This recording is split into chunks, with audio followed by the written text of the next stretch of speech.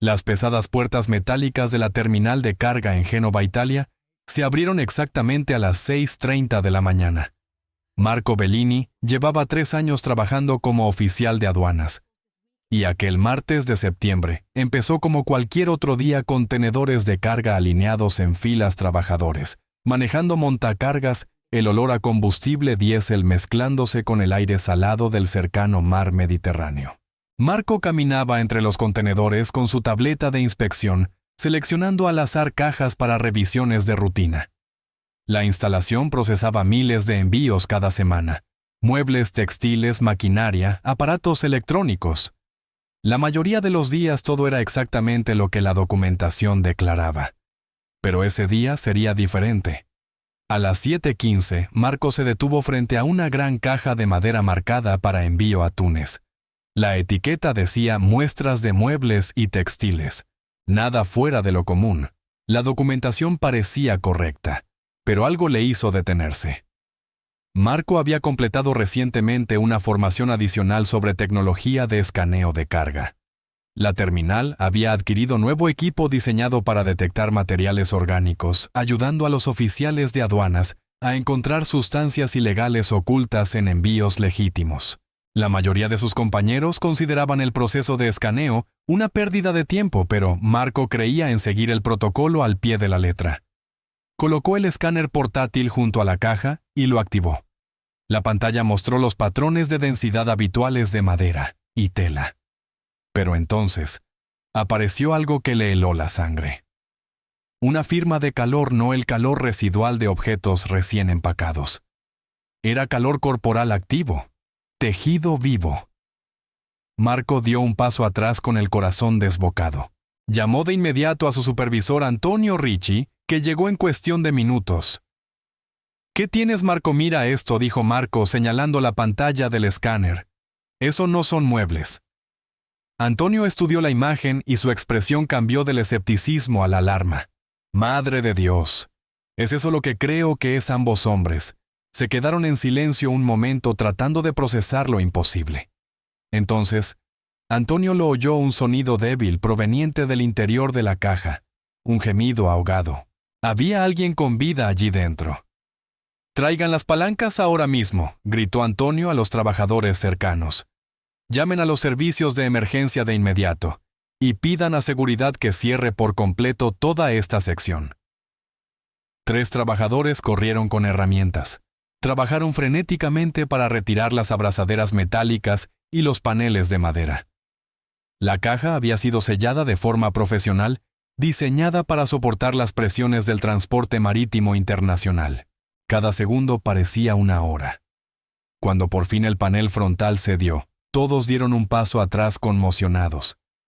Dentro de la caja, acurrucada en posición fetal, había una mujer. De mediana edad, el cabello rubio pegado por el sudor, vestida con lo que alguna vez había sido un elegante conjunto de noche. Sus muñecas estaban atadas con bridas de plástico. Una mordaza de tela cubría su boca. Tenía los ojos apenas abiertos, desenfocados, claramente drogada. «Está viva», susurró Marco. «Santa María, está viva». Los servicios médicos de emergencia llegaron en menos de 8 minutos.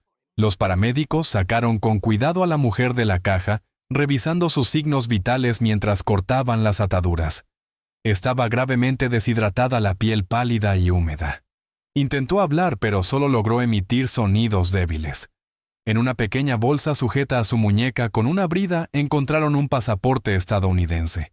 El nombre decía Melissa Harper, 45 años, dirección en Houston, Texas. ¿Quién es ella?, preguntó uno de los paramédicos. ¿Cómo llegó hasta aquí? Nadie tenía aún respuestas.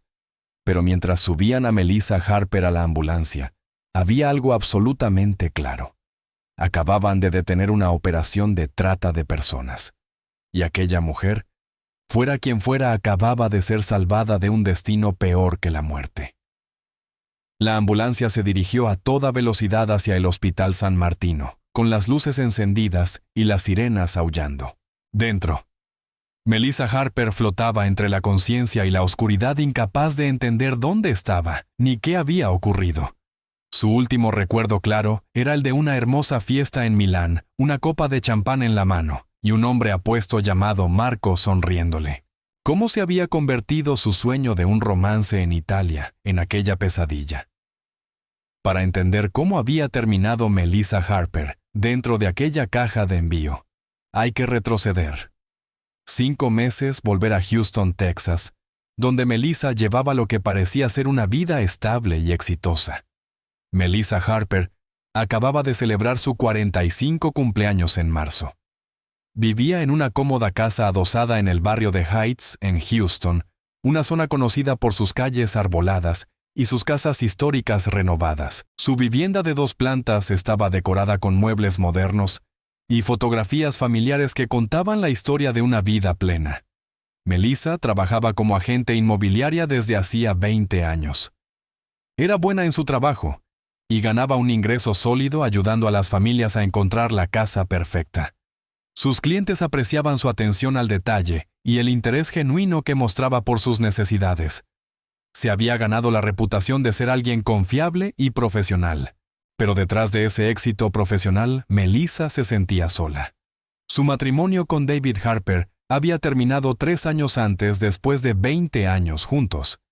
El divorcio había sido civilizado pero doloroso. Sin peleas dramáticas ni traiciones, solo 2 personas que se habían ido distanciando con los años. David se volvió a casar rápidamente y se mudó a Dallas con su nueva esposa. Melissa se quedó en Houston conservando la casa y su carrera ya consolidada. Sus 2 hijos eran adultos ahora. Jessica, de 23 años, trabajaba en Nueva York como diseñadora gráfica. Michael, de 21, estaba terminando su último año en la Universidad de Texas en Austin. Ambos estaban ocupados construyendo sus propias vidas. Llamaban a su madre una vez por semana, pero rara vez la visitaban. Melissa se encontró viviendo sola por primera vez en su vida adulta. Se había casado con David a los 22 años, justo después de terminar la universidad. Nunca había vivido por su cuenta, nunca había salido con alguien como una mujer madura. Nunca había tenido que pensar en lo que quería fuera de ser esposa y madre. Sus amigas notaron el cambio en ella. Melissa se volvió más callada en sus cenas habituales. Sonreía menos. Parecía vivir su vida en automático sin verdadera alegría. Melissa, tienes que volver a salir al mundo, le dijo su mejor amiga Catherine durante un almuerzo una tarde de febrero. Solo tienes 45 años. Te queda mucha vida por delante. Ya ni siquiera sé cómo se sale con alguien, respondió Melissa empujando su ensalada por el plato. Conocí a David en la universidad. Eso fue hace 25 años. Ahora todo es diferente. Por eso deberías probar las citas en línea, insistió Catherine. Todo el mundo lo hace ahora. Es normal. Puedes conocer personas de todas partes del mundo. Melissa se sintió incómoda con la idea. Asociaba las citas en línea con desesperación con personas incapaces de conocer pareja de forma natural. Le preocupaba lo que pudieran pensar los demás. Pero a medida que pasaban las semanas y su soledad se profundizaba, Melissa decidió intentarlo. ¿Qué tenía que perder? A finales de febrero, Melissa descargó 3 aplicaciones de citas en su teléfono. Pasó horas creando su perfil, eligiendo fotos con cuidado, escribiendo y reescribiendo su biografía. Destacó su carrera, sus intereses en viajar y el arte, sus hijos ya adultos. Intentó sonar segura e interesante sin parecer desesperada. Al principio las aplicaciones eran abrumadoras. Cientos de perfiles, deslizamientos interminables, mensajes de hombres que parecían interesados solo en encuentros rápidos. Melissa se sintió desanimada. Quizás aquello no era para ella. Pero entonces, el 15 de marzo hizo match con alguien que parecía diferente. Su nombre en el perfil era Marco Rossi. Las fotos mostraban a un hombre sorprendentemente atractivo de cabello oscuro, rasgos marcados y ojos marrones cálidos. En su perfil decía que tenía 38 años, originario de Milán, Italia, y que trabajaba como modelo de moda. Sus fotos lo mostraban en varios lugares, playas con agua azul cristalina, frente a monumentos europeos, famosos en desfiles de moda y fiestas glamorosas. Su biografía era breve pero intrigante. La vida se trata de coleccionar momentos, no cosas. Busco a alguien que aprecie la belleza, la cultura y la conexión genuina. Cansado de relaciones superficiales. Melissa observó su perfil durante mucho rato antes de deslizar a la derecha. Un hombre así nunca se interesaría en ella, pensó. Probablemente hacía match con cientos de mujeres hermosas. Pero 5 minutos después, su teléfono vibró. Marco había hecho match con ella y ya le había enviado un mensaje: Melissa, qué nombre tan hermoso. Vi tu perfil y sentí que debía escribirte. Hay algo genuino en tus ojos, algo real que rara vez veo en estas aplicaciones. Me encantaría saber más de ti. Melissa leyó el mensaje 3 veces con el corazón acelerado. Se lo mostró a Catherine, que esa noche estaba de visita. Esto parece demasiado bueno para ser verdad, dijo Catherine con cautela. Ten cuidado, Melissa. Tú misma me dijiste que saliera nuevamente, respondió Melissa con una sonrisa. ¿Y ahora quieres que tenga cuidado? Ambas cosas, dijo Catherine. Pero está bien, habla con él. Solo ve despacio. Aquella primera conversación duró 3 horas. Marco hizo preguntas profundas sobre la vida de Melissa, su trabajo, sus hijos. Parecía realmente interesado en sus respuestas. Compartió detalles sobre su carrera como modelo, la presión de lucir perfecto siempre, la soledad de viajar constantemente por trabajo. Estoy cansado de salir con modelos y actrices, escribió Marco. Son hermosas, sí, pero no hay sustancia, no hay profundidad. Quiero conocer a alguien con experiencia de vida, alguien que haya construido algo real, alguien como tú. Melissa sintió algo que no había sentido en años. Deseo, valoración, sentirse especial. Durante las siguientes 2 semanas hablaron todos los días.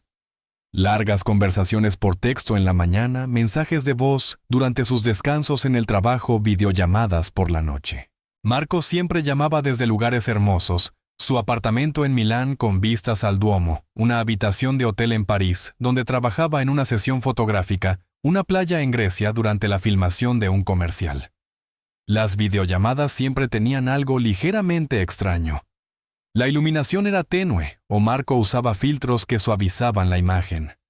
Explicaba que se sentía inseguro respecto a su apariencia sin iluminación profesional y maquillaje. Después de tantos años como modelo, sentía la presión de lucir perfecto siempre. Melissa encontró esta vulnerabilidad encantadora. Un modelo guapo inseguro de su apariencia. Lo hacía parecer más humano, más real. Pero había pequeños detalles que inquietaban a Melissa, aunque los apartaba de su mente. Marco nunca quiso conectarse con ella en Facebook o Instagram. Decía que mantenía sus redes sociales privadas debido a fans obsesivos. Nunca hacía videollamadas durante el día con luz natural. Siempre tenía motivos: trabajo, cansancio, reuniones. Cuando Melissa sugirió que podrían hablar con su hija Jessica, que adoraba la moda, y estaría emocionada de hablar con un modelo real, Marco siempre encontraba excusas. Quería que su relación se mantuviera entre ellos por ahora. No quería presiones ni juicios externos. Quiero conocerte a ti primero, a la verdadera tú, dijo él, no actuar para tu familia y amigos. ¿Está bien, Melissa? Aceptó. Se convenció de que su deseo de privacidad significaba que él se tomaba en serio la relación. No la estaba usando como trofeo, valoraba su conexión. A finales de marzo, después de 6 semanas de comunicación diaria, Marco hizo la pregunta que lo cambiaría todo. Melissa, no puedo dejar de pensar en ti, le dijo durante una videollamada tarde en la noche. Necesito verte en persona. ¿Vendrías a Milán? Melissa sintió a la vez emoción y miedo. Milán, Italia. Conocer a un hombre al que solo había visto en línea. Parecía una locura. No lo sé, Marco dijo con cautela. Es un gran paso. Lo entiendo, respondió él con suavidad. Pero escucha, tengo trabajo aquí hasta junio. No puedo salir de Milán. Pero tú podrías venir por una semana a ver la ciudad, ver si lo que tenemos en línea existe también en persona. Nunca te presionaría. Si vienes y decides que no es lo correcto, no hay problema. Nos despedimos como amigos, pero si no vienes siempre nos quedará la duda de lo que pudo haber sido. El argumento era convincente. Melissa siempre había querido visitar Italia. Tenía días de vacaciones acumulados. Sus hijos estaban ocupados con sus propias vidas. ¿Por qué no arriesgarse? En los días siguientes, Marco hizo que decir sí fuera más fácil. Le envió guías detalladas sobre Milán. Se ofreció a pagar la mitad de los gastos del viaje. La ayudó a encontrar un hotel boutique en un barrio tranquilo donde se sentiría segura. El hotel está en Porta Romana. Muy buena zona, explicó. Cerca de restaurantes y tiendas, pero no demasiado turística. Te encantará. Melissa investigó el hotel. Las reseñas eran excelentes. El barrio parecía seguro y encantador. Todo parecía legítimo. Habló con Catherine sobre su decisión. Creo que lo voy a hacer, dijo Melissa. Voy a ir a Milán. Catherine frunció el ceño. Melissa, por favor, ten cuidado. Algo en todo esto no me convence. Solo estás siendo sobreprotectora, respondió Melissa. Marco es real. He hecho videollamadas con él docenas de veces. Es quien dices ser. ¿Has buscado sus fotos con búsqueda inversa?, preguntó Catherine. ¿Has verificado algo de lo que te ha dicho Melissa? Se sintió a la defensiva. ¿Por qué haría eso? Eso demostraría que no confío en él. Exacto, dijo Catherine suavemente. No deberías confiar en él todavía. Solo lo conociste en línea hace 6 semanas, pero Melissa ya había tomado su decisión. Reservó su vuelo para la última semana de abril. Pasaría 7 días en Milán. Les dijo a sus hijos sobre el viaje, aunque omitió la parte sobre conocer a un hombre que había conocido en línea. Les dijo que era un viaje sola. Una oportunidad para redescubrirse. La semana antes de su partida, los mensajes de Marco se volvieron aún más románticos. No puedo esperar a tenerte en mis brazos, escribió. A mostrarte mi hermosa ciudad. A despertar a tu lado y ver el amanecer sobre Milano. Vas a cambiar mi vida, Melissa. Lo puedo sentir. Melissa hizo la maleta con esmero. Compró ropa nueva, se arregló el cabello, se hizo la manicura. Quería lucir lo mejor posible cuando por fin conociera a Marco en persona. El 24 de abril, Melissa Harper abordó un vuelo de Lufthansa desde Houston hacia Milán, con escala en Frankfurt. Mientras el avión despegaba, miró por la ventana cómo Houston desaparecía bajo ella y sintió una mezcla de emoción y nervios. Viajaba a Italia para conocer a un hombre que solo conocía por internet. ¿Estaba siendo valiente o imprudente? Melissa decidió que estaba siendo valiente. Tenía 45 años. Merecía romance y aventura. Merecía sentirse especial. Lo que Melissa no sabía era que Marco Rossi no existía. El hombre con el que había estado hablando durante 6 semanas no era modelo, ni siquiera era italiano. La persona detrás del perfil formaba parte de una organización criminal sofisticada, especializada en atraer exactamente a mujeres como Melissa Harper, divorciadas económicamente, estables, solas, confiadas. Y Melissa estaba caminando directamente hacia su trampa. El vuelo de Lufthansa aterrizó en el aeropuerto de Milán Malpensa a las 11:30 de la mañana hora local. Melissa apenas había dormido durante el vuelo nocturno, demasiado emocionada y nerviosa para descansar. Había mirado el mapa de vuelo obsesivamente viendo el pequeño avión cruzar el Atlántico y descender luego sobre los Alpes, hacia el norte de Italia. Pasar por inmigración fue rápido.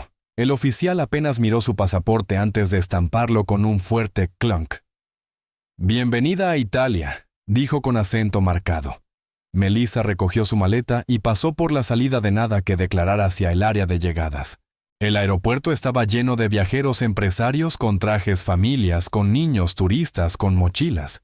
Encontró el tren Malpensa Express, que la llevaría al centro de Milán. El trayecto duró unos 50 minutos. Melissa observó el paisaje italiano por la ventana, pequeños pueblos con techos de terracota, campos verdes, iglesias antiguas con campanarios. Todo parecía una postal. Cuando el tren llegó a la estación central de Milán, Melissa quedó impresionada por la grandeza del edificio. La estación era como un palacio con techos altísimos y arquitectura elaborada.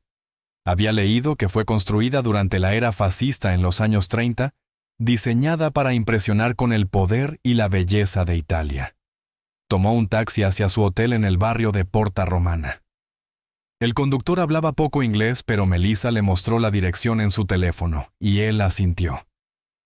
El trayecto la maravilló. La mezcla de lo antiguo y lo moderno. Iglesias medievales junto a edificios de oficinas modernos. Calles estrechas de adoquines que de pronto desembocaban en amplias avenidas. Tranvías deslizándose sobre rieles incrustados en el pavimento. Italianos en scooters zigzagueando entre el tráfico con una confianza temeraria. El Hotel Porta Romana era exactamente lo que las reseñas prometían. Un pequeño hotel boutique en una calle tranquila con solo 15 habitaciones. El vestíbulo estaba decorado con arte contemporáneo y muebles vintage. El personal la saludó cálidamente en inglés. «Bienvenida a Milano, señorita Harper», dijo el recepcionista con una sonrisa genuina. «Su habitación está lista. Si necesita algo, recomendaciones de restaurantes, indicaciones, por favor pregunte». La habitación de Melissa en el tercer piso tenía ventanas altas con vista a la calle. La decoración era minimalista pero elegante. Paredes blancas, muebles de madera oscura, una cama cómoda con sábanas impecables, un baño moderno con ducha tipo lluvia. Dejó su maleta y de inmediato envió un mensaje a Marco. «Ya estoy aquí. Acabo de hacer el check-in. Milán es hermoso». Su respuesta llegó en segundos. «Estás aquí. No puedo creerlo. Estoy terminando una sesión de fotos ahora mismo. ¿Podemos vernos para almorzar a las 12 d'oro? Hay un lugar perfecto cerca de tu hotel. Te enviaré la dirección». Melissa miró el reloj. Eran las 12:30. Tenía 90 minutos para ducharse, cambiarse y prepararse para conocer finalmente a Marco en persona. Se dio una ducha larga y caliente lavando el cansancio del viaje. Se maquilló con cuidado, intentando no parecer que se esforzaba demasiado, pero queriendo lucir bien. Eligió un atuendo sencillo pero elegante. Vaqueros oscuros, una blusa color crema, una chaqueta ligera, zapatos cómodos pero bonitos. A la 1:45, Melissa salió del hotel y caminó hacia el restaurante que Marco había sugerido. Se llamaba Osteria del Binari, ubicado en una plaza encantadora a unos 10 minutos. El camino la llevó frente a pequeñas tiendas y cafés. Le encantaba la energía del vecindario, personas sentadas afuera tomando espresso, mujeres mayores, caminando con bolsas de compras, niños, jugando en un pequeño parque. El restaurante tenía mesas al aire libre bajo un toldo verde. Melissa llegó 5 minutos antes y pidió una mesa para 2. El camarero la sentó afuera donde podía ver la plaza. Su corazón latía con fuerza. En pocos minutos conocería a Marco en persona. ¿Se vería como en sus fotos? ¿Habría química? Él se decepcionaría al verla. A las 12:00 en punto, un hombre entró en la plaza. Alto, de cabello oscuro, guapo. Llevaba vaqueros, una camisa blanca y gafas de sol de diseñador. Miró alrededor del restaurante, vio a Melissa y sonrió. «¿Melissa, sí?» Melissa se puso de pie sintiendo sus piernas débiles. Marco él se acercó y la besó en ambas mejillas al estilo italiano. Luego la sostuvo a distancia mirándola. «Eres aún más hermosa en persona», dijo. «Las fotos no te hacen justicia». Melissa se sonrojó. «Tú también te ves maravilloso». Y sí que se veía maravilloso, pero había algo ligeramente distinto a las videollamadas. Su rostro estaba un poco más lleno. Su voz era un poco diferente, menos suave. No podía identificar qué era, pero algo no encajaba del todo. «Debe ser solo nervios», se dijo. «La ansiedad del primer encuentro». Se sentaron, y Marco pidió una botella de vino sin preguntarle si ella quería. Habló con el camarero en un italiano rápido que sonaba fluido y natural. Cuando el camarero se marchó, Marco centró toda su atención en Melissa. «No puedo creer que realmente estés aquí», dijo tomando su mano a través de la mesa. «He estado pensando en este momento durante semanas». «Yo también», admitió Melissa. «Estoy un poco nerviosa». «No estés nerviosa conmigo», dijo Marco con calidez. «Ya nos conocemos también. Hoy solo estamos poniendo la última pieza del rompecabezas». El almuerzo duró 3 horas. Bebieron 2 botellas de vino blanco. Marco pidió los platos sin consultarla, diciéndole que debía confiar en él para introducirla a la verdadera comida italiana. Melissa intentó prestar atención a lo que comían, pero se encontraba distraída por el rostro de Marco, sus manos, la realidad de estar allí con él. Él contó historias sobre su carrera como modelo. La sesión de fotos de esa mañana había sido para una marca de relojes de lujo. Se quejó del fotógrafo de tener que mantener poses incómodas durante horas. Preguntó por el vuelo de Melissa, su hotel, sus primeras impresiones de Milán. Todo parecía perfecto, pero Melissa no podía sacudirse una pequeña sensación de inquietud. Algo en Marco era distinto del hombre con el que había hablado por video. No incorrecto exactamente, solo distinto. Decidió que era normal. Las personas siempre son un poco diferentes en persona que en pantalla. Probablemente ella también lo era. Después del almuerzo, Marco sugirió caminar por el barrio. Le mostró calles hermosas, señaló edificios históricos, la llevó a un pequeño parque con una fuente donde se sentaron en un banco. «Mañana quiero mostrarte la verdadera Milano», dijo él. «El distrito de la moda, la catedral del Duomo. Tal vez podamos visitar el castillo antiguo. Y mañana por la noche hay una fiesta de la industria, un evento exclusivo. Modelos, fotógrafos, diseñadores. Quiero que vengas conmigo, quiero presumirte ante todos». Melissa se sintió halagada. Una fiesta exclusiva de moda en Milán. Era como algo sacado de una película. «No sé si tengo la ropa adecuada para algo así», dijo. «Te ves perfecta con cualquier cosa», respondió Marco. «Pero si quieres, mañana podemos ir de compras. Conozco todos los mejores lugares». Caminaron de regreso al hotel de Melissa, mientras el sol comenzaba a ponerse, tiñendo el cielo de tonos naranjas y rosados. Fuera de la entrada del hotel, Marco la atrajo hacia sí y la besó. Fue un buen beso, apasionado, pero no insistente. Cuando se separaron, Melissa se sintió mareada. «Descansa un poco», dijo Marco. «Debes estar cansada del viaje. Pasaré por ti mañana a las 10:00. Tendremos el mejor día de tu vida». Melissa subió a su habitación como flotando. Llamó de inmediato a Catherine en Houston, sin importar que aún fuera temprano en Texas. «¿Cómo va todo?», preguntó Catherine con voz adormilada. «Es perfecto», dijo Melissa radiante. «Marco es maravilloso. Milán es hermoso». «Creo que esto podría ser real, Catherine». «Solo ten cuidado», respondió Catherine. «Por favor». «Lo haré. Te lo prometo». «Te quiero». Después de colgar, Melissa tomó un baño largo y se quedó dormida con una sonrisa en el rostro, soñando con fiestas de moda y romance en Italia.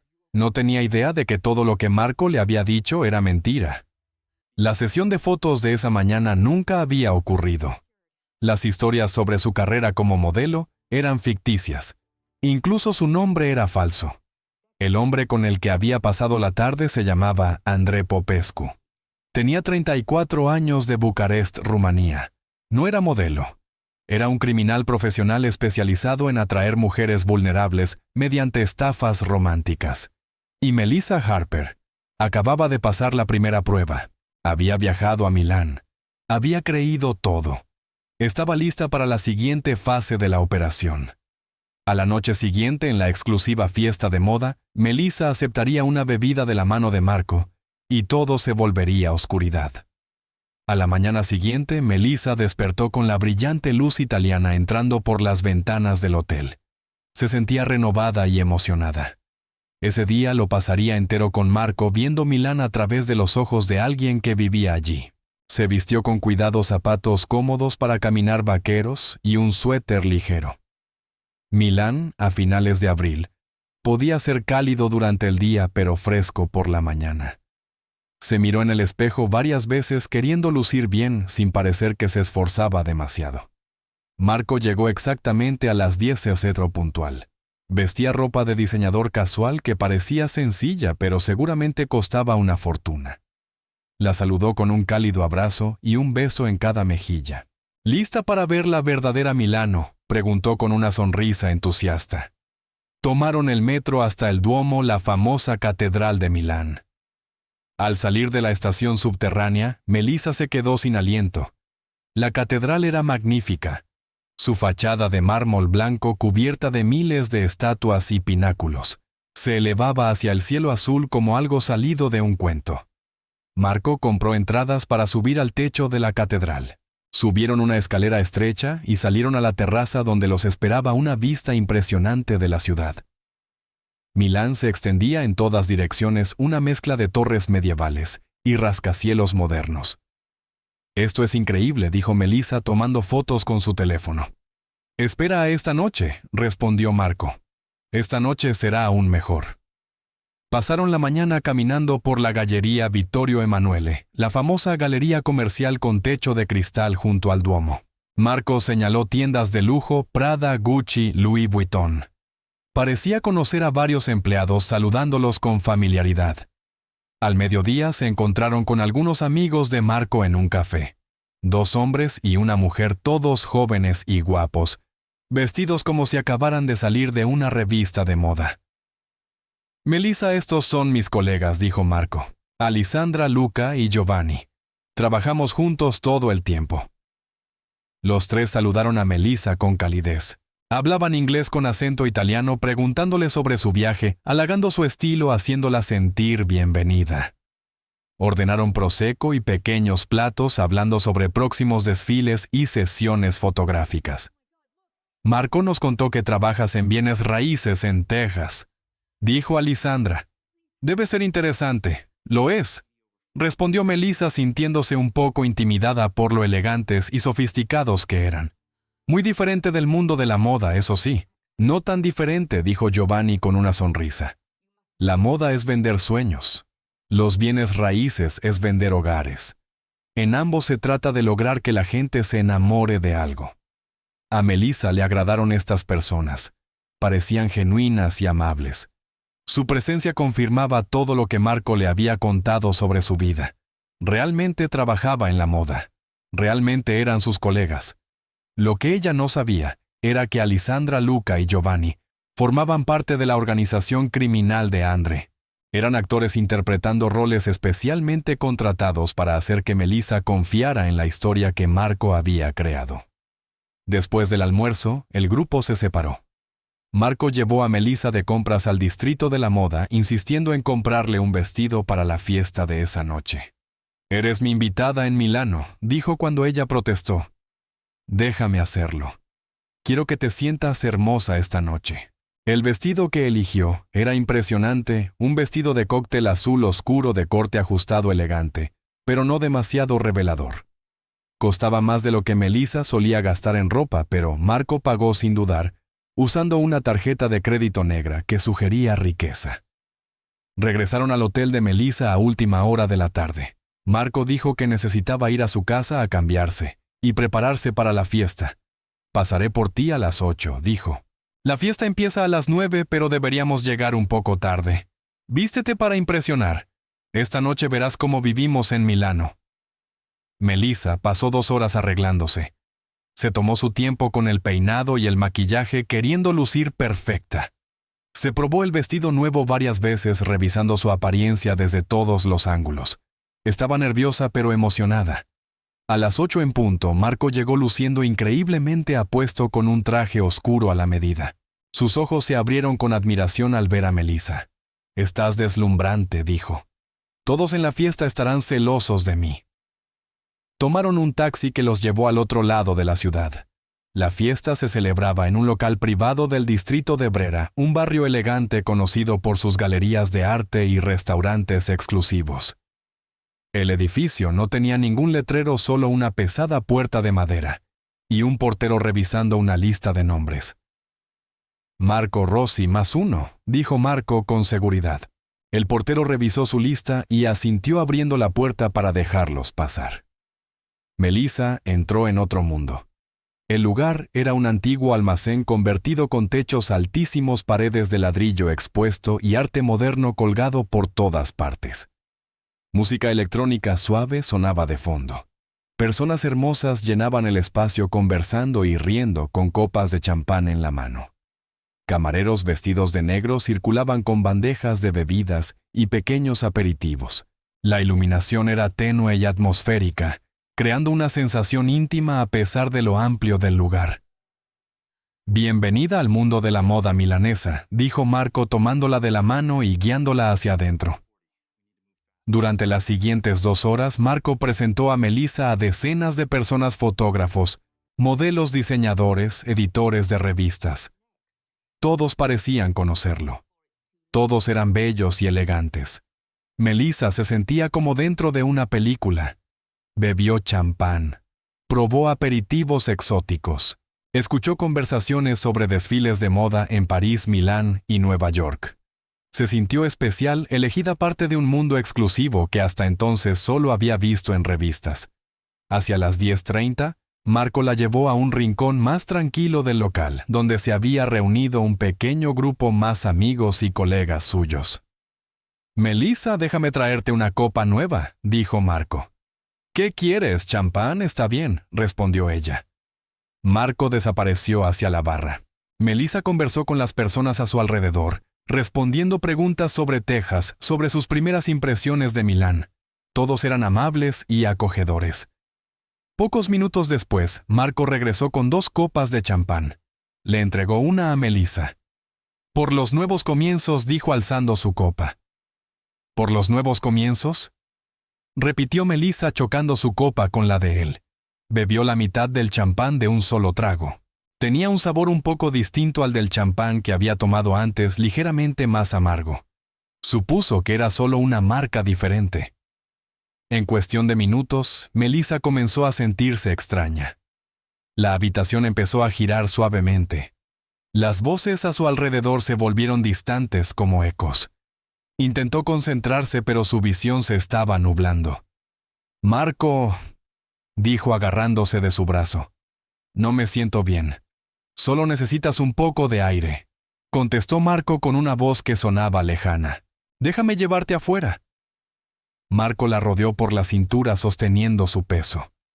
Para cualquiera que los viera parecía un novio atento ayudando a su novia ebria. Nadie cuestionó nada. Nadie intervino. El último recuerdo claro de Melissa fue a Marco guiándola hacia una puerta trasera. Intentó decir algo, pero su boca no formaba bien las palabras. Sus piernas se sentían como si no fueran suyas. Luego todo se volvió negro.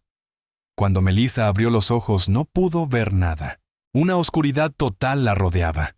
Intentó moverse, pero su cuerpo estaba pesado y descoordinado. Su cabeza latía con un dolor peor que cualquier dolor que hubiera sentido jamás. ¿Dónde estaba?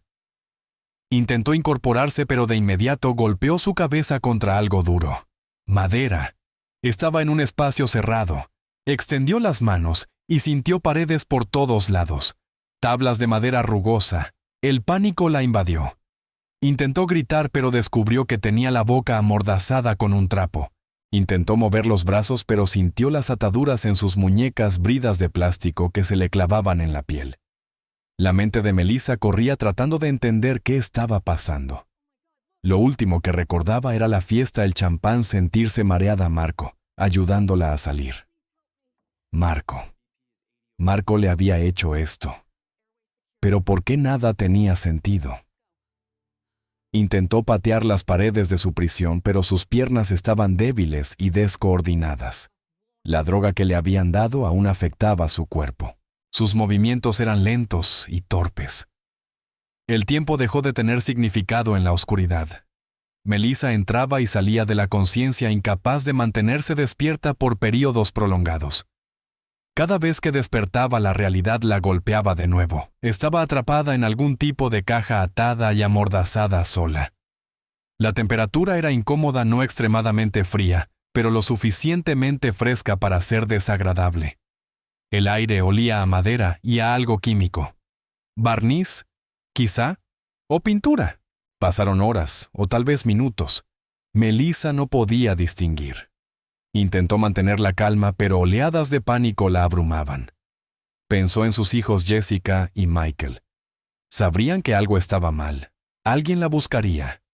Le había dicho a Catherine que se reuniría con Marco, pero Catherine no sabía el apellido real de Marco ni a dónde exactamente iban. El hotel sabía que tenía una visita, pero nada más. Melissa comenzó a llorar, las lágrimas empapando la mordaza. Había sido tan estúpida. Catherine la había advertido. Había ignorado todas las señales.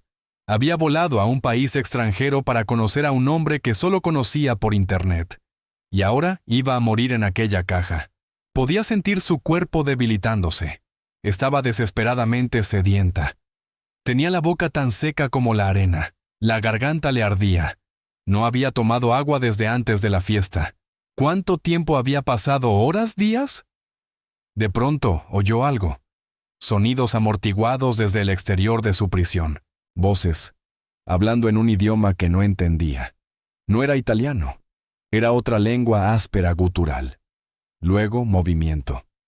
Su caja estaba siendo levantada. Sintió que se inclinaba, que se deslizaba. La sensación la mareó.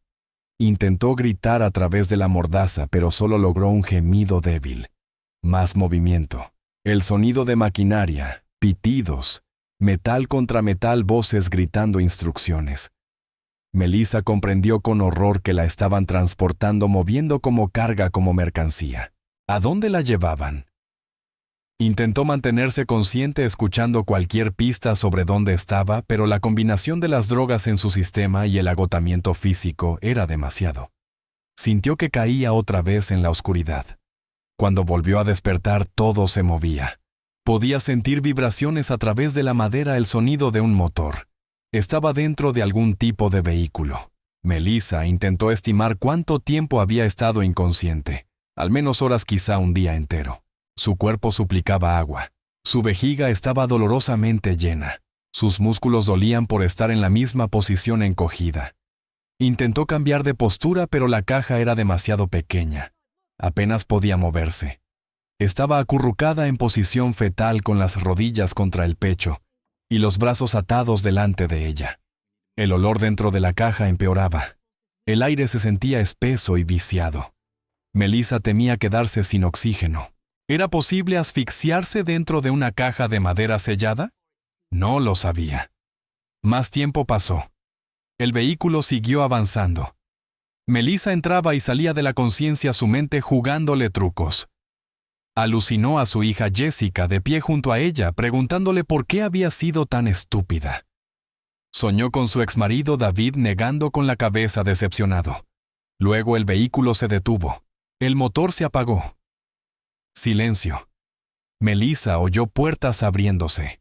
Más voces. Esta vez en un idioma diferente. ¿Árabe quizá? No estaba segura. Su caja fue levantada de nuevo. Cargada. Depositada en algún lugar. Más voces discutiendo algo. El sonido de papeles moviéndose. Y luego nada. Silencio otra vez. Melissa no tenía idea de dónde estaba ni qué pasaría después. Solo sabía que cada hora que permanecía en aquella caja, sus probabilidades de sobrevivir disminuían. Intentó mantenerse despierta, mantenerse alerta, pero su cuerpo fallaba. La deshidratación la hacía sentir débil y confusa. El dolor de cabeza provocado por las drogas latía detrás de sus ojos. Pensó en Marco, el hombre que había parecido tan encantador y atento, el hombre que había prometido mostrarle la belleza de Milán, el hombre que la había drogado y metido en esa caja. ¿Quién era realmente? ¿Por qué le había hecho esto? ¿Y a dónde la estaba enviando Melissa? No sabía que en ese mismo momento, su caja estaba en una terminal de carga en Génova, Italia, a unos 145 kilómetros al suroeste de Milán. La caja había sido transportada en camión desde Milán, después de la fiesta, llegando al centro logístico en la madrugada. Los documentos de envío pegados a la caja la etiquetaban como muestras de muebles y textiles, destinadas a un almacén en Túnez, Túnez. El papeleo parecía legítimo. El nombre de la empresa, los permisos de exportación, las declaraciones aduaneras. Todo parecía oficial. Dentro de la instalación, los trabajadores movían cientos de cajas cada día. La mayoría se cargaban en barcos de carga con destino a puertos del Mediterráneo y más allá. El sistema era eficiente y rutinario. Se verificaba la documentación. Se cargaban las cajas. Los barcos partían puntualmente. Las redes de trata de personas habían aprendido a explotar este sistema. Usando compañías de envío reales y documentación falsificada, podían transportar víctimas a través de fronteras internacionales escondidas dentro de cargamentos legítimos. La caja de Melissa estaba programada para ser cargada en un buque con destino a Túnez la mañana siguiente. Si todo salía según el plan de los traficantes, Melissa llegaría al norte de África en 3 días. Túnez era el destino, pero no la parada final. Desde allí las víctimas solían ser vendidas a compradores en otros países. Algunas eran enviadas a Oriente Medio, otras a distintas partes del norte de África. La red de tráfico tenía compradores en toda la región. Mujeres como Melissa eran valiosas en este mercado terrible.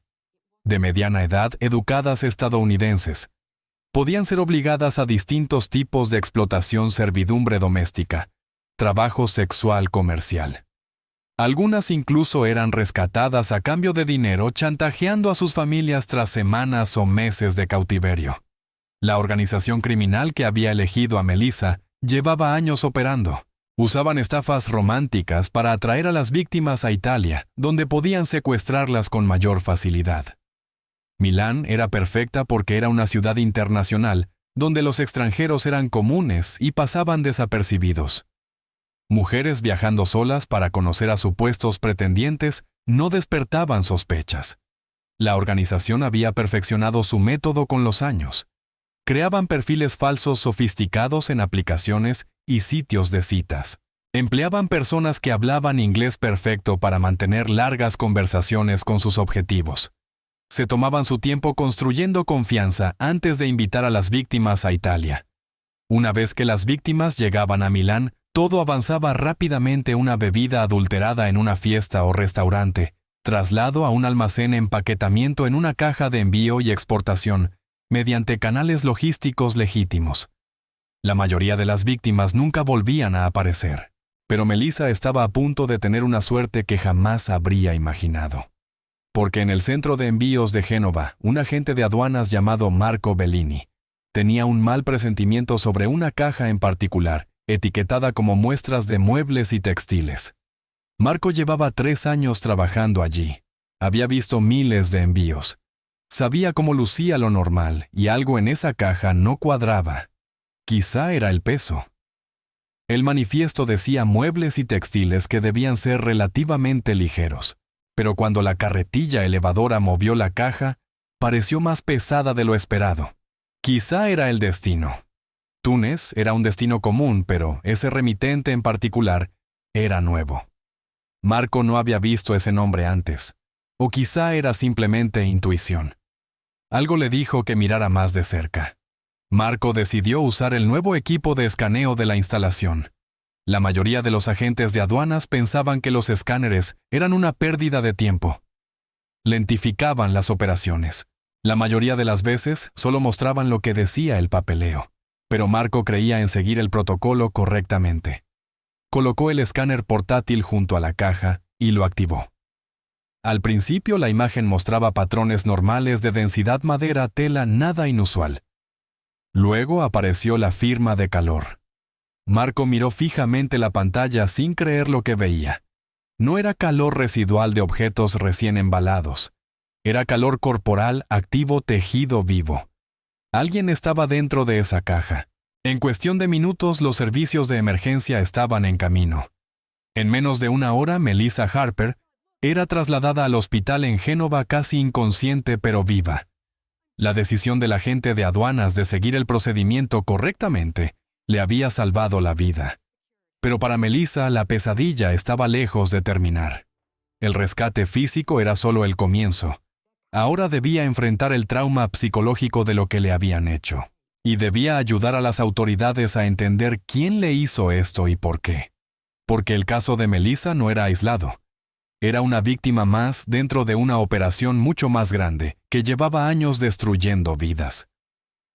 La ambulancia llegó al Hospedale San Martino en Génova, con las sirenas aullando. Los médicos y enfermeras de urgencias ya la esperaban, preparados para la paciente inusual, que habían sido advertidos que llegaría. Cuando los paramédicos entraron con Melissa, el equipo médico comenzó a trabajar de inmediato. Cortaron las bridas restantes en sus muñecas. Retiraron cuidadosamente la mordaza de su boca. Le administraron líquidos intravenosos para combatir la deshidratación severa. Melissa entraba y salía de la conciencia. Mientras los médicos la examinaban, oía voces hablando italiano rápidamente, palabras que no entendía. Sentía manos tocándola, revisando su pulso, su presión, su temperatura. Quería hablar, pero su garganta estaba demasiado seca y dolorida. Una enfermera acercó un vaso de agua a sus labios, permitiéndole beber pequeños sorbos. El agua fue lo más delicioso que Melissa había probado en su vida. Quería beberla de golpe, pero la enfermera controló el ritmo, obligándola a beber lentamente. ¿Dónde estoy?, logró preguntar finalmente en inglés. Está en un hospital en Génova, respondió un médico con acento. Ahora está a salvo. Va a ponerse bien. ¿A salvo? La palabra parecía imposible. Melissa empezó a llorar, las lágrimas corriendo por su rostro. La emoción la sobrepasaba: alivio, miedo, confusión, trauma. Una mujer vestida de civil entró en la sala de examen. Mostró una placa de identificación. Inspectora Francesca Moretti, de la policía italiana. Señora Harper, dijo con suavidad en un inglés impecable. Sé que ha pasado por algo terrible. Pero cuando pueda necesitamos hablar. Necesitamos entender qué le ocurrió. Marco, susurró Melissa. Se llama Marco. La detective Moretti sacó una libreta. Marco. ¿Puede contarme más? Durante la siguiente hora, mientras los médicos continuaban tratándola, Melissa relató su historia: la aplicación de citas, las semanas de conversación, el viaje a Milán, la fiesta, la bebida adulterada, despertar en la caja. La detective escuchó atentamente, tomando notas detalladas. Hizo preguntas suaves. ¿Cuál era el apellido de Marco? ¿En qué hotel se había hospedado Melissa? ¿Dónde fue la fiesta? ¿Podía describir a alguna de las personas que conoció? Su perfil decía Marco Rossi, dijo Melissa, pero no creo que ese sea su nombre real. No respondió la detective. Tampoco lo creo. La policía ya había comenzado la investigación. Habían contactado a la Embajada de Estados Unidos en Roma, que enviaba un representante a Génova. También habían llamado a la policía de Houston para verificar la identidad de Melissa y contactar a su familia. Señora Harper, dijo la detective Moretti con tono serio. Necesito que entienda algo. No es la primera mujer a la que le pasa esto. Hemos estado investigando una operación de trata de personas desde hace meses. Pero hasta ahora no teníamos sobrevivientes que pudieran contarnos lo que ocurrió. Usted es la primera. La revelación golpeó a Melissa como un impacto físico. Otras mujeres. ¿Cuántas? ¿Qué les había ocurrido? No lo sabemos con exactitud, admitió la detective. Pero creemos que ha habido al menos varias víctimas en los últimos años. Mujeres que vinieron a Italia y desaparecieron. Algunas familias las reportaron como desaparecidas, pero sin cuerpos, sin pruebas. No podíamos demostrar que hubiera delito. ¿A dónde las enviaban?, preguntó Melissa, aunque parte de ella no quería saber la respuesta. La caja en la que usted estaba tenía como destino Túnez, dijo Moretti en voz baja. A partir de allí, las víctimas de trata suelen ser vendidas a compradores en varios países del norte de África y del Medio Oriente. Melissa sintió náuseas. Había estado a pocas horas de ser enviada al norte de África y vendida a quien quisiera comprarla. Si aquel agente de aduanas no hubiera escaneado su caja, si simplemente la hubiera dejado pasar como a miles de otras, ya no estaría. Habría desaparecido, perdida para siempre. Sus hijos habrían pasado el resto de sus vidas preguntándose qué le ocurrió a su madre. Durante los siguientes 2 días, mientras Melissa se recuperaba físicamente en el hospital, una investigación internacional entró en máxima intensidad. El FBI envió agentes desde su oficina en Roma. Interpol intervino. La policía italiana coordinó esfuerzos con los funcionarios de aduanas. La detective Moretti visitó a Melissa varias veces, mostrándole fotografías de delincuentes conocidos, pidiéndole que identificara a quien reconociera. Al tercer día, Melissa miró una foto y se quedó paralizada. Ese es él. Ese es Marco. El hombre de la foto no se llamaba Marco Rossi.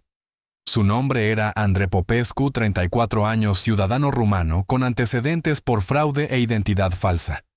Había vivido en Milán durante 3 años usando varias identidades ficticias.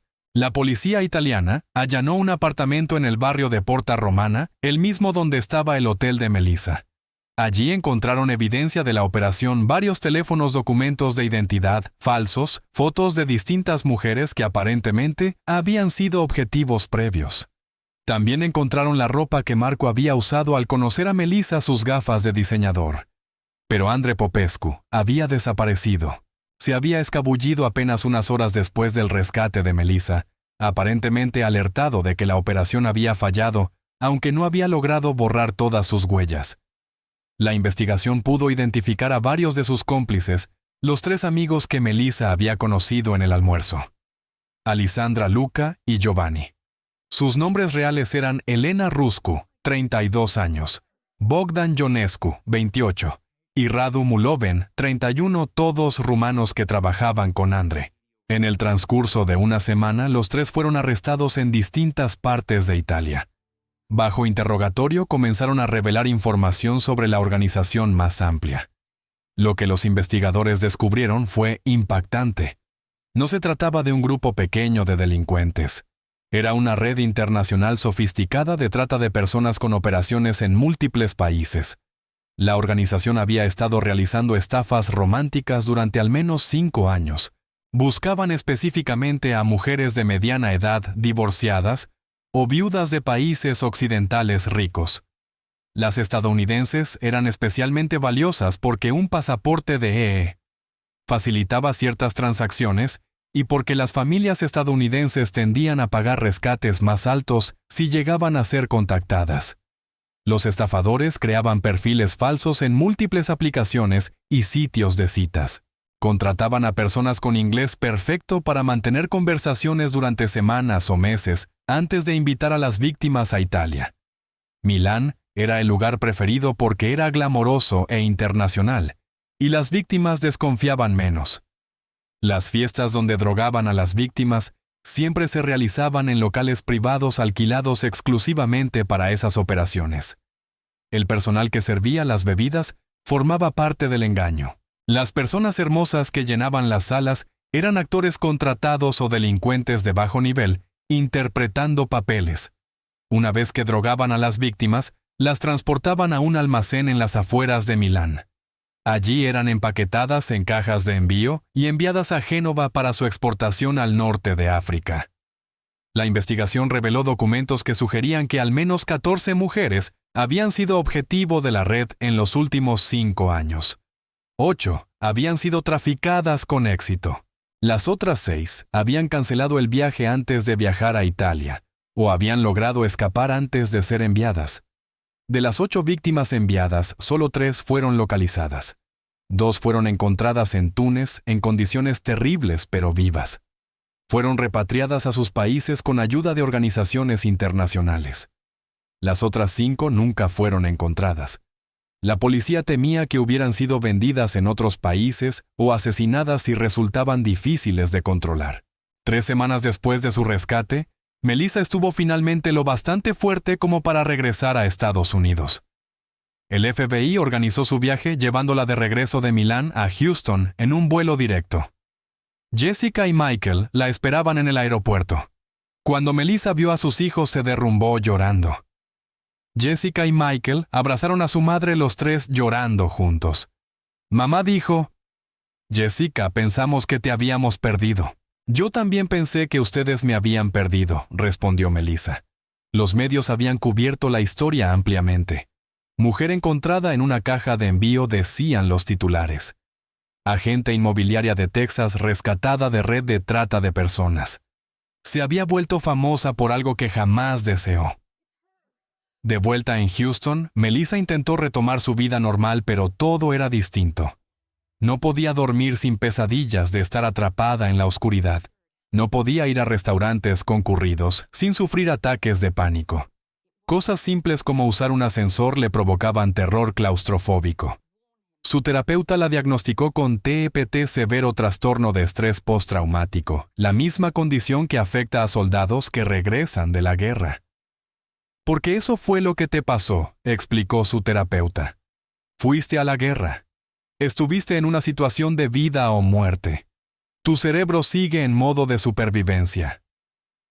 Melissa comenzó el tratamiento. Melissa asistía a terapia 2 veces por semana. Recibía medicación para la ansiedad y la depresión. Participaba en grupos de apoyo para sobrevivientes de trauma. Era un proceso lento. Algunos días eran mejores que otros. Sus hijos se mudaron temporalmente de nuevo a casa para ayudar a su madre. Jessica pidió una licencia en su trabajo en Nueva York. Michael aplazó su último semestre en la universidad. No podían soportar la idea de dejar a su madre sola. Las pesadillas eran la peor parte. Varias veces por semana, Melissa despertaba gritando convencida de que estaba otra vez dentro de la caja. Jessica o Michael corrían a su habitación y la abrazaban hasta que se calmaba. Lo siento, decía Melissa después. Siento que tengan que verme así. Mamá, basta, respondía Michael. No tienes nada de qué disculparte. Solo estamos felices de que estés viva. 6 meses después del incidente, la detective Moretti llamó desde Italia con noticias. Habían arrestado a Andre Popescu. Se había estado escondiendo en Rumania, pero las autoridades italianas trabajaron con la policía rumana para localizarlo. Más importante aún, habían arrestado al líder de la organización de trata, un hombre llamado Nicolae Dumitrescu, un jefe criminal rumano que dirigía la red desde Bucarest. Con las detenciones de Andre y Nicolae, toda la operación quedó al descubierto. La policía de varios países realizó redadas y arrestó a decenas de personas involucradas en distintos aspectos de la red de tráfico. No habríamos podido lograr esto sin usted, dijo la detective Moretti a Melissa. Su testimonio, su identificación de los criminales, su valentía al compartir su historia. Nos ayudó a desmantelar una organización que estaba destruyendo vidas. Pero Melissa no se sentía valiente. Se sentía rota. Tenía problemas para dormir, para comer, para funcionar. Su carrera en bienes raíces estaba en pausa. Apenas podía cuidarse a sí misma, mucho menos ayudar a clientes a comprar casas.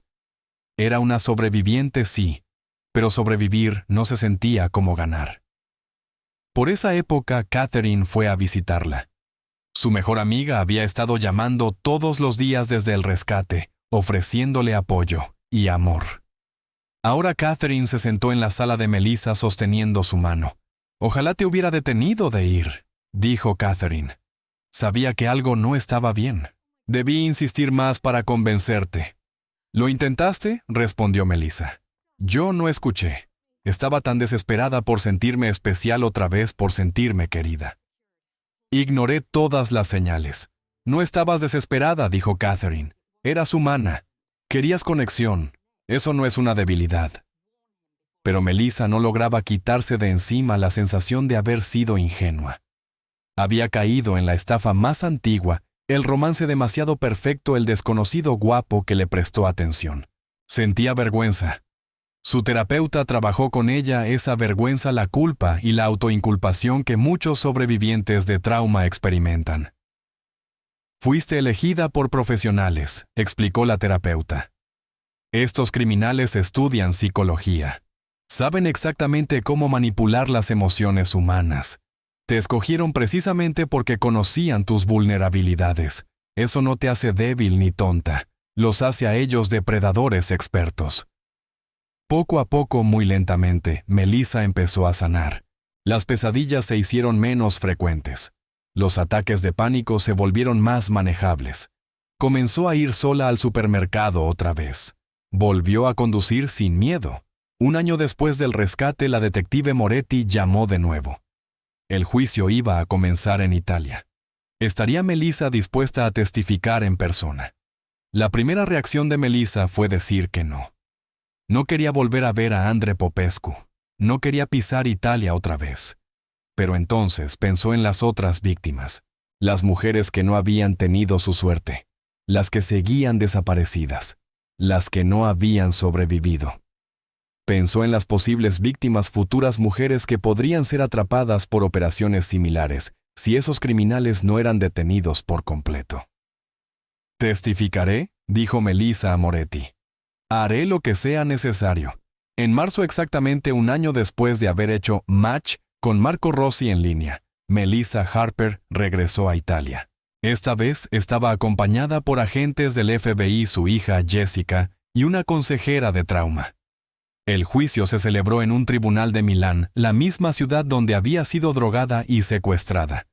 Caminar por las calles se sentía surrealista y aterrador. Dentro de la sala, Melissa vio a André Popescu por primera vez desde aquella noche en la fiesta. Lucía distinto, más pequeño, de algún modo menos atractivo. Su cabello estaba corto y llevaba ropa de prisión en vez de trajes de diseñador. Cuando vio a Melissa, su expresión no cambió. Sin culpa, sin vergüenza, nada. Melissa subió al estrado y contó su historia. Cada detalle. La aplicación de citas, las conversaciones. El viaje a Milán, la fiesta, la bebida adulterada, el despertar en la caja. El terror de pensar que moriría sola en la oscuridad. La sala estaba en silencio mientras hablaba. Varias personas lloraban. El abogado defensor intentó insinuar que Melissa había ido voluntariamente a Italia, que sabía en lo que se metía, que era parcialmente responsable de su propio secuestro. La detective Moretti se levantó y objetó con firmeza. La jueza estuvo de acuerdo. Melissa Harper es una víctima, no una criminal, dijo con dureza. La defensa no culpará a la víctima en esta sala. El juicio duró 3 semanas. Declararon múltiples testigos. Los agentes de la ley presentaron pruebas. Otras víctimas de la red de trata dieron declaraciones por video. El veredicto llegó un viernes por la tarde. Culpables en todos los cargos. André Popescu fue sentenciado a 25 años en una prisión italiana por secuestro, trata de personas, crimen organizado y múltiples cargos de fraude. Nicolae Dumitrescu, el jefe criminal rumano, recibió 30 años. Los demás cómplices recibieron penas de entre 10 y 20 años, dependiendo de su nivel de participación. Cuando la jueza leyó las sentencias, Melissa sintió algo que no había sentido en mucho tiempo. No era exactamente felicidad, pero se acercaba. Justicia, alivio, cierre. A las afueras del tribunal, Melissa dio una declaración a los medios que habían estado cubriendo el juicio. Estoy aquí hoy para decir que lo que me pasó a mí puede pasarle a cualquiera, dijo con una voz firme y clara. Estos criminales se aprovechan de personas normales, educadas, inteligentes.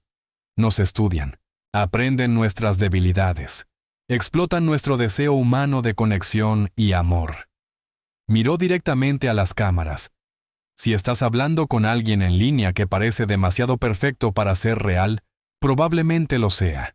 Si alguien te pide viajar para conocerlo en un país extranjero, sé extremadamente cuidadosa. Confía en tus instintos.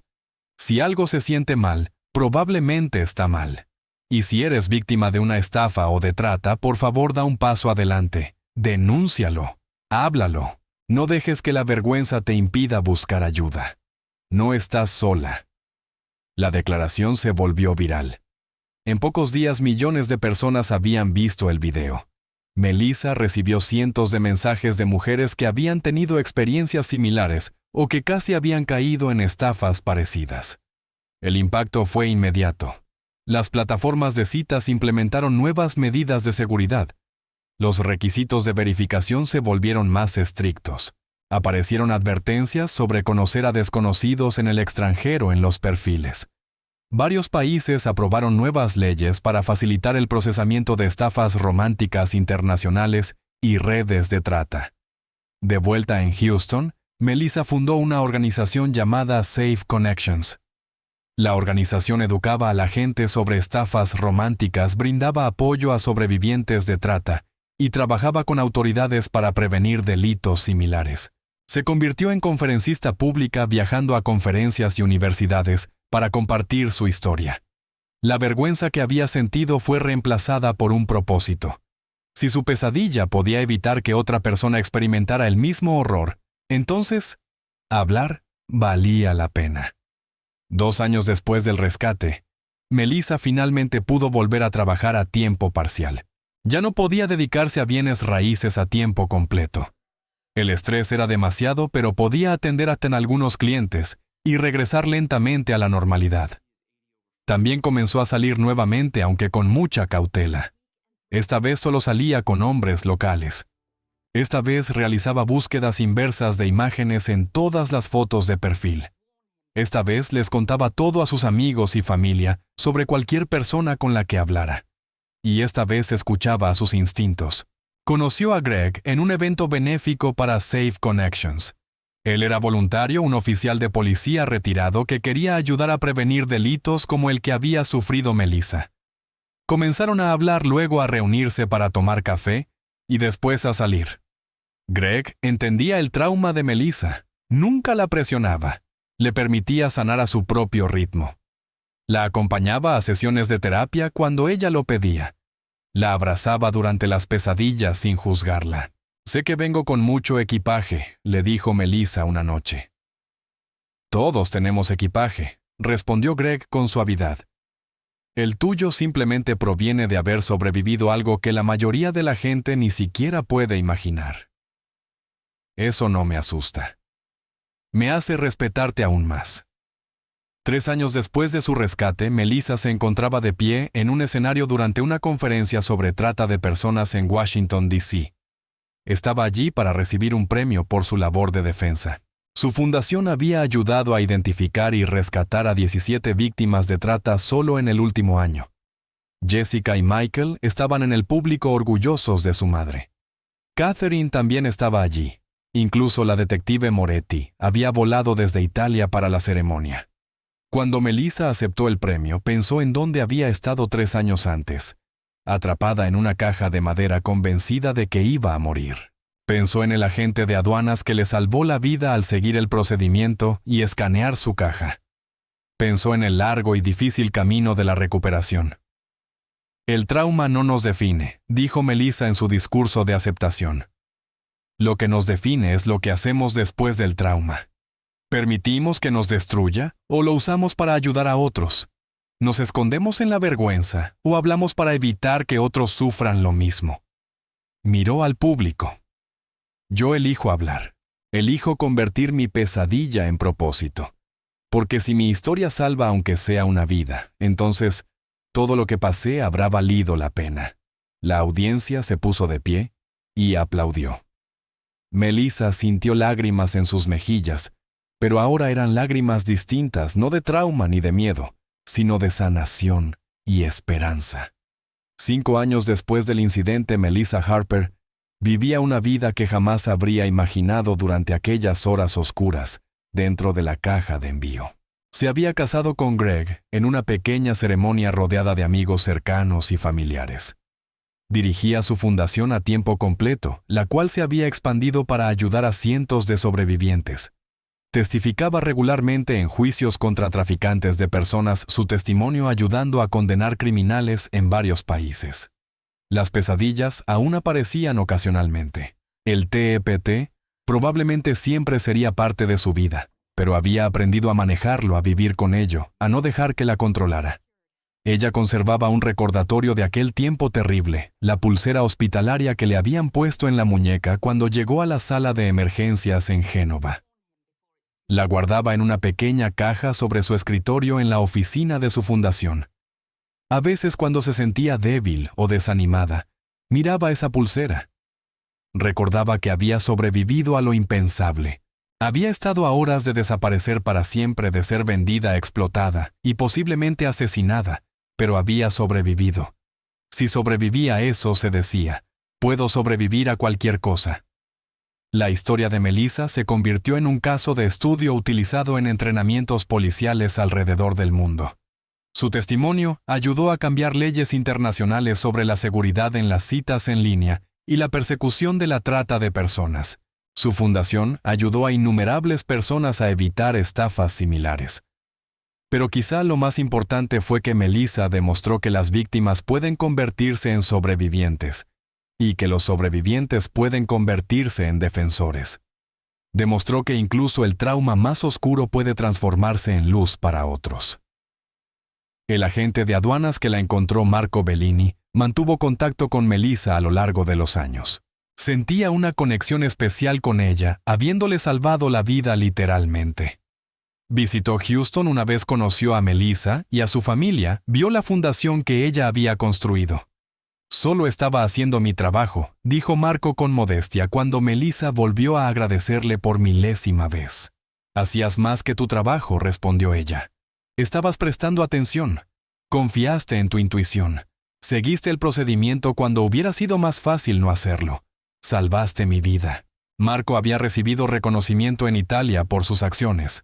La aduana de Génova implementó escaneos obligatorios para todos los envíos sospechosos. Su decisión condujo a cambios sistemáticos que probablemente salvaron a otras víctimas. El efecto dominó de esa única decisión de aquel agente de aduanas, eligiendo escanear una sola caja, cambió docenas de vidas. Hoy, Melissa Harper tiene 50 años. Ha pasado por el infierno y ha salido del otro lado. Lleva cicatrices visibles e invisibles, pero también lleva fuerza, sabiduría y un propósito. Cuando habla ante grupos sobre su experiencia, siempre termina con el mismo mensaje: confía en tus instintos. Protégete, pero también entiende que ser victimizada no te hace débil. Sobrevivir te hace fuerte. Alzar la voz te hace poderosa. Su historia no es la historia de una mujer lo suficientemente ingenua como para caer en una estafa. Es la historia de una mujer que fue seleccionada por criminales sofisticados, que sobrevivió a una experiencia inimaginable, que encontró el coraje para sanar y que dedicó su vida a proteger a otros del mismo destino. Melissa Harper despertó en una caja de envío siendo enviada hacia una vida de horror. Pero no se quedó en esa caja. Luchó para salir metafórica y literalmente. Se negó a ser definida por lo que le hicieron. Eligió ser definida por cómo respondió a ello. Y eso lo cambia todo.